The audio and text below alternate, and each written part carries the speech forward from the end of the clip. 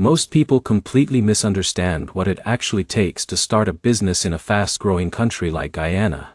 And the truth is, one small oversight at the beginning can quietly delay your entire plan or even stop it completely.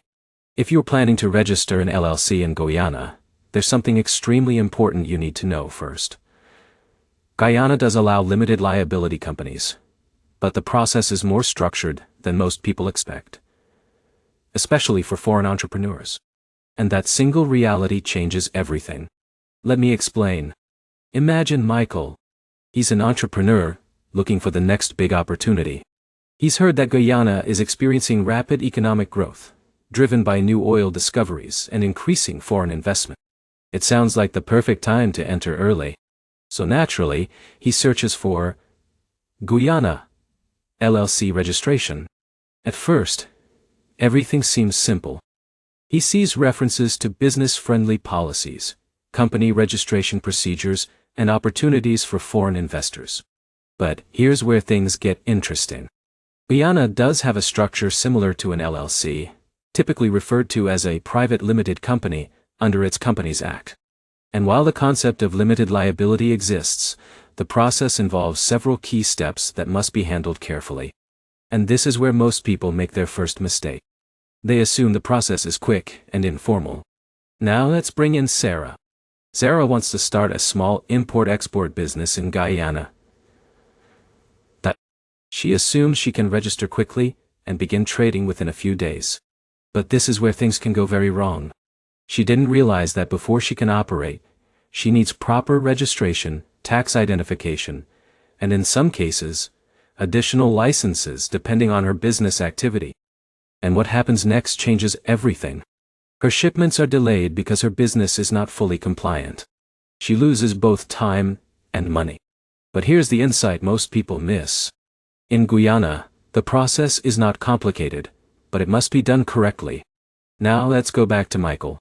After learning from Sarah's experience, he decides to take a more strategic approach. He starts by understanding the structure of companies in Guyana. And this is where clarity begins. A private limited company offers limited liability, meaning your personal assets are protected from business debts. Sounds ideal, right? But here's where it gets interesting. You need to define your company's structure clearly, including shareholders and directors. And this is where some people get confused. David assumed he could set everything up alone without considering local requirements.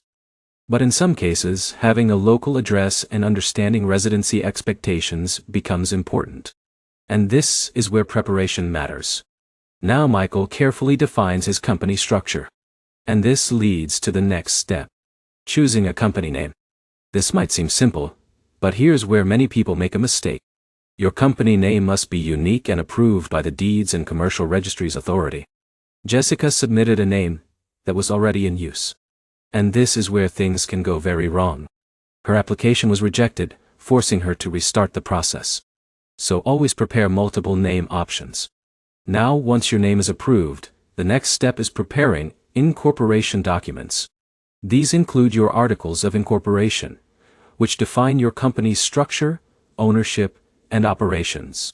Emily tried to use a generic template. But here's where things can go wrong. Her documents didn't fully comply with local requirements, and her application was delayed. So again, attention to detail is critical. Now here's where the process becomes more official. You submit your documents to the registry for approval. And this is where your company begins to take shape. But here's where things get interesting. Guyana's system is relatively straightforward compared to many countries. If everything is in order, your company can be registered within a reasonable time frame. But there's one detail most people miss. Accuracy matters more than speed. Now, once your company is registered, you receive your certificate of incorporation. And this is a major milestone. Your business officially exists. But here's the problem. Many people think this is the finish line. In reality, it's just the beginning. Because now you need to complete post-registration steps. One of the most important is obtaining a tax identification number. And this is where things can get complicated. Zara didn't complete this step properly. And what happens next changes everything. She couldn't legally operate or issue invoices. So always ensure your tax registration is completed. Now let's talk about another important requirement. Opening a corporate bank account. This is essential for managing your business finances. But here's where things can slow down. Banks require documentation, verification, and sometimes in-person visits. Michael prepared all his documents in advance, and this allowed him to complete the process smoothly. But here's where things can get difficult. If your documents are incomplete, delays are almost guaranteed. So preparation is key. Now let's talk about licensing. Depending on your business activity, you may need additional permits to operate legally. And this is where many beginners get caught off guard, because not all businesses are treated the same. David assumed his business didn't require extra approvals. But when he tried to operate, he faced regulatory issues. So always check the requirements for your specific industry. Now let's explore another critical aspect. Compliance. Even after your company is registered, you must meet ongoing obligations such as filing annual returns and maintaining proper records. And this is where many people make mistakes. Jessica ignored compliance requirements. And this is where things can go very wrong. Her company faced penalties that could have been avoided. So staying compliant is essential. Now, let's pause for a moment. At this point, you might feel like the process involves several steps. And that's true. But here's the insight that changes everything. Guyana is not difficult. It's structured. If you follow the process, things move forward. If you skip steps, problems appear. Now let's return to Michael. After carefully completing each step, name, approval, registration, tax setup, banking, and licensing, his company is fully operational. And here's the mini payoff.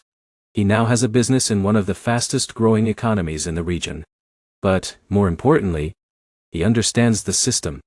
And that gives him an advantage. Because while others struggle with confusion, he moves forward with clarity. Now let's talk about timelines. How long does it take to register an LLC-style company in Guyana? If everything is prepared properly, it can take a few weeks. But if you make mistakes, it can take longer. And this is where preparation becomes your biggest asset. Now, let's bring everything together. Registering an LLC-style company in Guyana means setting up a private limited company. It involves choosing a company name, preparing incorporation documents, registering with the authorities, obtaining a tax identification number, opening a bank account, securing necessary licenses, and maintaining compliance. Each step matters. Each decision impacts your success. But if you approach it strategically, something powerful happens. Because you're not just starting a company, you're entering a growing market with real potential. And that's the real opportunity. Guyana offers economic growth, emerging industries, and increasing investment opportunities. But only for those who understand how to navigate the system. And once you do, you stop guessing. You stop making costly mistakes. You start making informed decisions. You become more strategic, more confident, more capable of building something that lasts. So if you're serious about exploring new business opportunities, Guyana can absolutely be a strong choice. As long as you respect the process and plan carefully. If you found this guide helpful and want more videos that break down complex global opportunities like this, make sure to subscribe to the channel.